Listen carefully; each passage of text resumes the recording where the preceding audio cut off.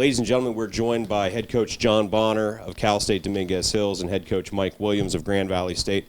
First things first, gentlemen, congratulations on reaching the national championship game in Division II. It's a cliche. I mentioned it to all the teams last night, but there are 300 and some Division II women's basketball programs, and there's only 2 that are going to be playing tomorrow night, and you're coaching both of them. You should be tremendously proud of this honor. Before we open up to the field for questions, I'm going to throw the first question at you in just kind of an obligatory travelogue. You've gotten to enjoy the city of Pittsburgh for the last week. You've gotten to see, hopefully some of what it has to offer. So, coaches, if you could, just your thoughts on how welcoming the city of Pittsburgh has been to you, and to ask you, have you had a chance to explore outside the hotel or the arena? I go. Sure.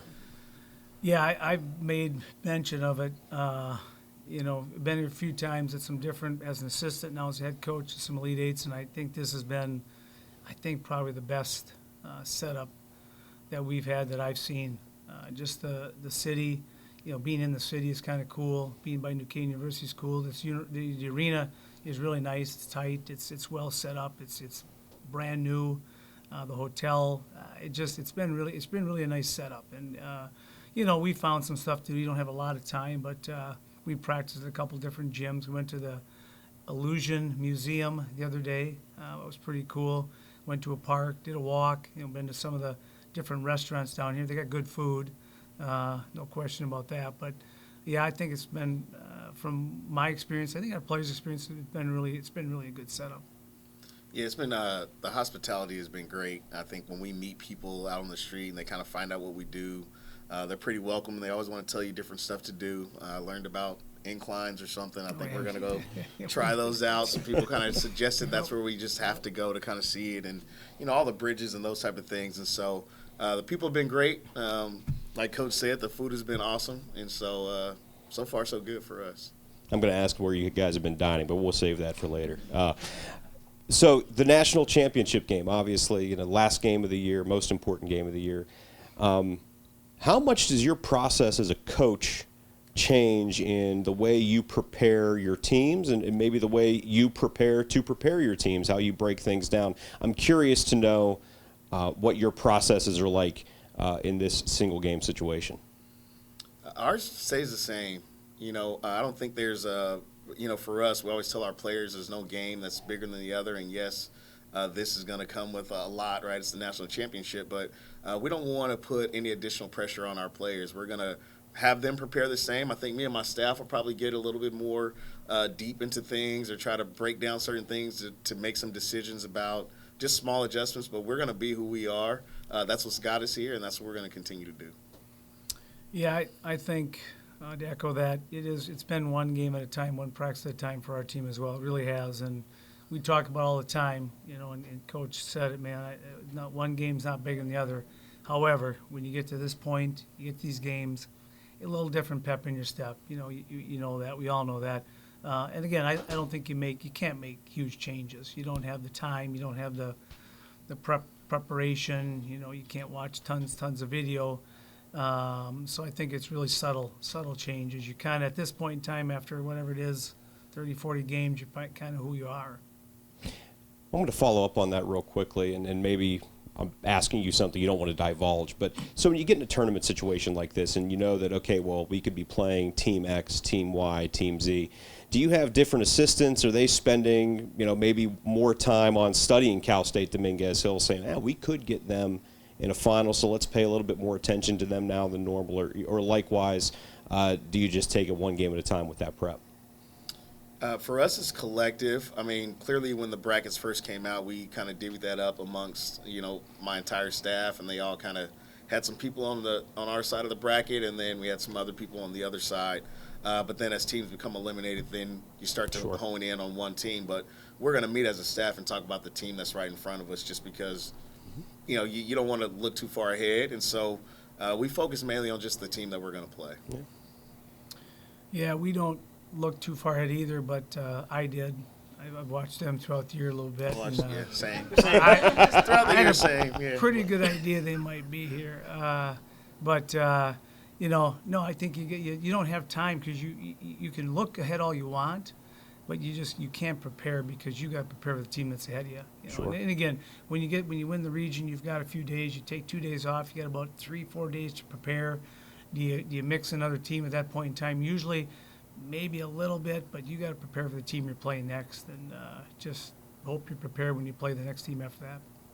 All right, let's open it up to questions from the crowd. If you have a question, go ahead and just raise your hand. I'll pass along the microphone to you, and you can ask our coaches.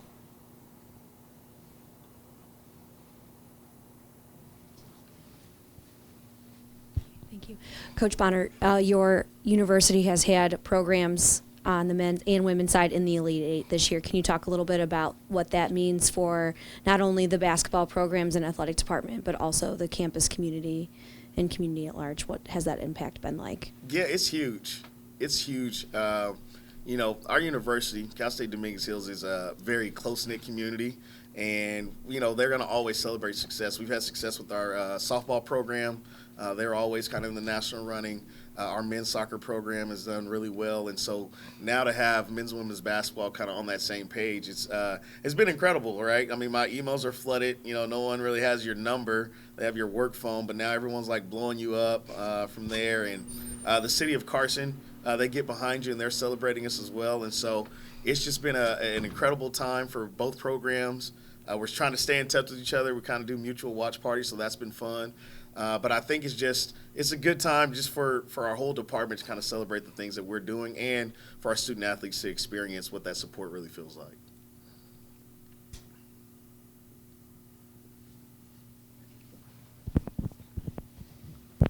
Coach Williams, the last time Grand Valley was in the national championship, 2005-2006, you were an assistant on that team. Now you're head coach of the second time in the tournament. What can you take away from the first time going into this game, if anything? That was a long time ago. Man, what was that, 20-some years ago? I remember the game. I remember it. One of the people sitting here was on that team. But, I don't think so. I mean, your players know the history. I think they know a little bit of it. They've been told it. See the banner. I think it might excite them a little bit to see, hey, how can we do, and maybe heap some expectations on them. But, no, I think the one thing I did learn, Coach Dawn Plitz was the head coach. I was the assistant coach. She's at Minnesota now. A couple things you can do to prepare yourself for that big game. I think because you went through it. We went through it one other time. That might help you, might give you a chance because I lived and was part of it. But, yeah, it's a while ago and it's different. But I don't know. Good question.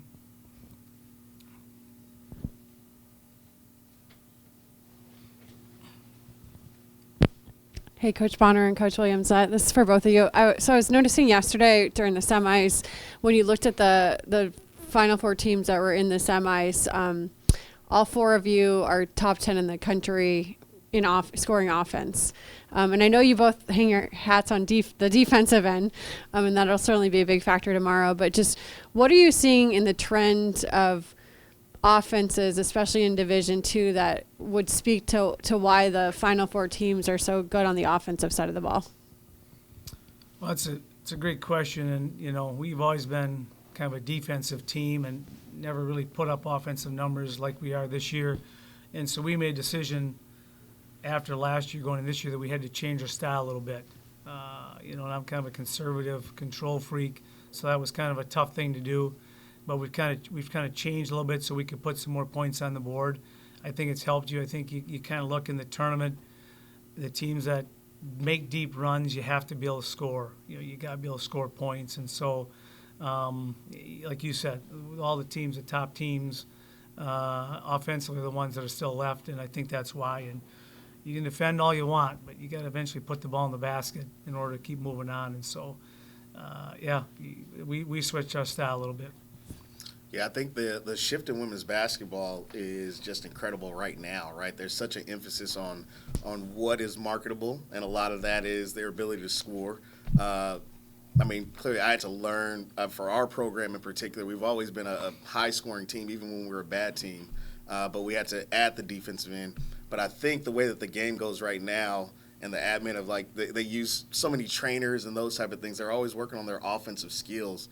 That the traditional way of playing, it gives people problems when you have some bigs, you run double bigs or those type of things, but that's not what the landscape of our game is going to, right? Everyone wants to play 5 out. You have literally everyone is shooting threes, and so I think ultimately to win games you have to be able to score, and that's just a part of what makes it exciting, right? When you talk to just a lot of different fans of the game, they want to see the scoring, right? We're not dunking, but we can score a lot of points. They can shoot a lot of threes. They can get out and be creative with the ball, and I think it's a beautiful thing for our game. But it's just kind of a part of it now, and you kind of got to go with the trend, or you get left behind. Gentlemen, is there any way that you could put into words just how difficult it is from your standpoint to get to this day tomorrow as a coach, and then what you try to impress upon the players to keep that cool and appreciate the moment, but understand the magnitude, and they do, but understand how difficult it is to be where you guys are? You want to go? I think in starting with our players, we just always kind of remind them of what's got us here, right? Like, you can't lose that work. Everything that you did in the preseason to earn that first victory, to earn the first 5, to earn the first 10, you can't let go of those things. And I think sometimes when people find success, they tend to kind of drift off from that path that got them there. And so we always just try to reiterate to them the foundational things that got them to that point. And we do that. We've done that all the way up until there was a moment in practice today where I had to bring them together and just say, hey, energy is what got us here. Let's make sure that we maintain that for these last 15 minutes of our practice. And those are things that we try to just hone in with them as much as possible. As far as getting here as a coach, I mean, it is a lot of hours. It's very rewarding. I think, we don't change up a whole lot of what I may have did last year or the year before, but I think when you have players that buy into it, it makes that journey just a lot easier, right? As coaches, you're going to stress out over every small detail because you know that those things matter, and you don't want your players to kind of feel that. I think the role of a coach, some of the role of a parent, you want to take away as much of the anxiety and worry that they have to have, and you take it upon yourself to try to execute the things that they're going to be a part of. And so with our team, we try to just do the same thing, and I don't know, it's challenging. I always call it a pleasant surprise, right? I didn't expect to be here. Right, I knew we were going to be a competitive team. I knew they were going to work hard. It's the culture and the relationships, and once they kind of got together, that I could kind of see in January, like, okay, maybe we are pretty special. But I mean, that's the challenge, right? I mean, you get everyone's best shot. It shows a lot about how your team can handle adversity and how resilient they are, and that's when you kind of know as you go through that some good things could happen if they just stay the course. Yeah. I think we talk about a lot that timing, Steve Gomez said, and we talk about it too. Timing's everything. We've had probably 4 or 5 of our best teams didn't make the Elite Eight. One was cut short by COVID. And then we've had 2 teams make the Elite Eight that were not our best teams. And there's so much that goes into it. It's injuries. We've had to deal with injuries every year. This year we were able to overcome them because we had a big roster. Other teams, hitting shots, us not hitting shots, officiating down the stretch. I'm not blaming officials at all, but games, it's the toughest sport to officiate, and a couple call here and there, it can help you help you win a game, lose a game. So the fact that you can get to the NCAA tournament number 1, then win a region number 2, and then get to a final game.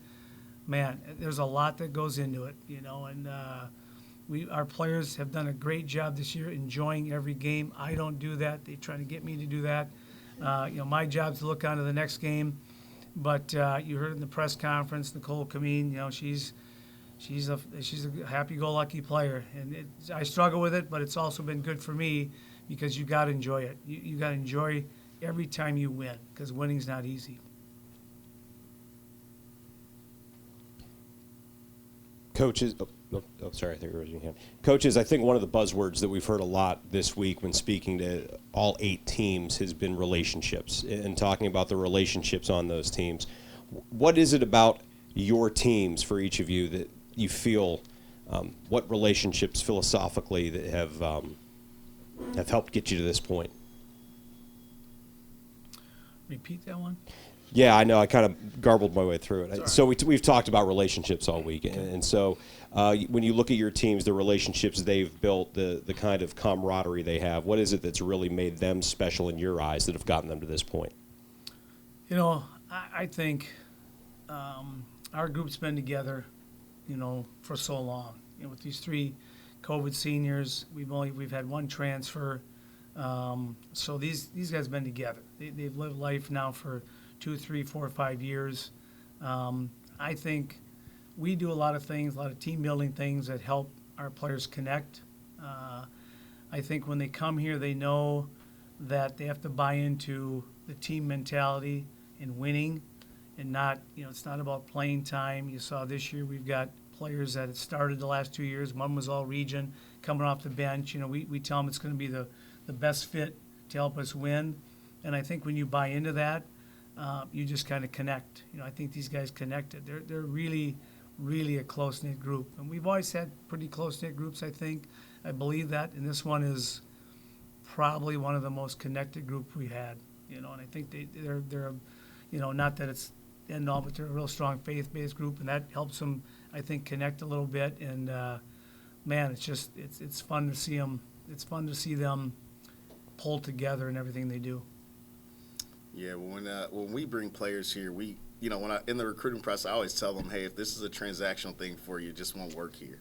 And we've lost out on some good players, and I'm okay with that because it's not just basketball for us. So kind of got to fit into allowing other people to kind of just be a part of your lives a little bit. And the point of that is that I just believe that if you invest in each other enough, then good things are always going to come. Our team really enjoys each other. Every Friday we do Appreciation Fridays, and sometimes I'll forget to do it at practice. And we have a little band group, and they'll make sure that they just start putting it out there. And it's small things that you can appreciate about whatever teammate you decide to acknowledge, or a coach or whatever. And I think the thing that I knew when they were close was when they started to acknowledge just someone checking in on them. Right? She knew I had a bad day, and she just decided to check in. She knew I was going through something. She saw it on my face, and she just decided to reach out. She took me out for ice cream because I was missing X, Y, or Z. And those were things that, you know, we do our team bonding as well, and things that we structure, but those are things that they were doing on their own. They created a thing called Grateful Sundays, and they just share what they're grateful for every Sunday. I had no clue they did that. They recently kind of told me that's something that they did every Sunday, just to kind of share whatever's going on in their life that they're appreciative for. And so chemistry for us is just super important. I try to invest in them. They invest in us. And I believe if the people around you know that you care a lot, they're going to be willing to just push a little bit harder, right? Try a little bit more, can be coached just a little bit more, because they know between the lines is between the lines. We can have a bad day at practice, and, you know, I'm yelling at them or they're upset at me, but as soon as it's over, I'm going to ask, you know, how's your mom doing with that situation she has going on? How'd you feel about that test that you took? What is something else that's going on, because you clearly were off today? And so I think the mutual investment with everyone involved, it just leads to great relationships, and I think that's what we do as human beings, right? Once you know that someone cares, you're going to be just a little bit more appreciative of them, tolerant of them. You want to invest back into them, and so those are things that are apparent with our team right now. Any more questions for the coaches? Folks, we look forward to seeing you tomorrow evening here at Cooper Fieldhouse. Congratulations and good luck. Thank you. Thank you.